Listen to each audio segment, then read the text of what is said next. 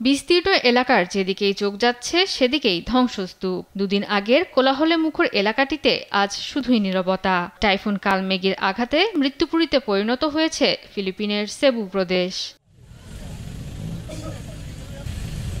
সময়টা মোটেও ভালো যাচ্ছে না ফিলিপিনের। সুপার টাইফুন রাগাসার 1 মাসেরও কম সময়ের ব্যবধানে টাইফুন কালমেগির কবলে পড়ে দেশটি। পরপর আঘাত হানা 2টি টাইফুনে মারা যায় অসংখ্য মানুষ।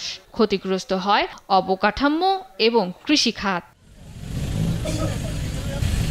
টাইফুন কালমেগির প্রভাবে ফিলিপিনের বৃহত্তম ও জনবহুল দ্বীপ সেবুতে সৃষ্টি হয় বন্যার। প্লাবিত হয় শহর ও গ্রাম সব জায়গায়।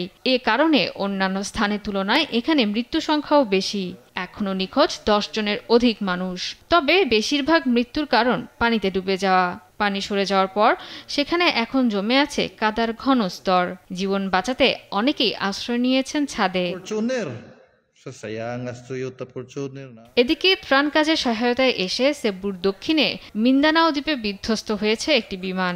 এই ঘটনায় 6 জনের মরদেহ উদ্ধার করা হয়। ধারণা করা হচ্ছে তারা সবাই ছিলেন বিমানটির পাইলট এবং ক্রু।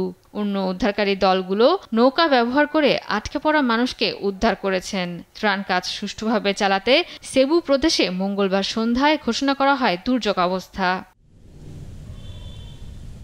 স্থানীয়ভাবে টিনো নামে পরিচিত টাইফুনটি মঙ্গলবার সকালে স্থলভাগে আঘাত হানে। আবহাওয়া অধিদপ্তর জানিয়েছে ধীরে ধীরে দুর্বল হয়ে বুধবারের মধ্যে ভিসায়াস দ্বীপপুঞ্জ অতিক্রম করবে টাইফুনটি। এরপর প্রবেশ করবে দক্ষিণ চীন সাগরে। জয়া সরকার, নিউজ ডেস্ক, দেশ টিভি।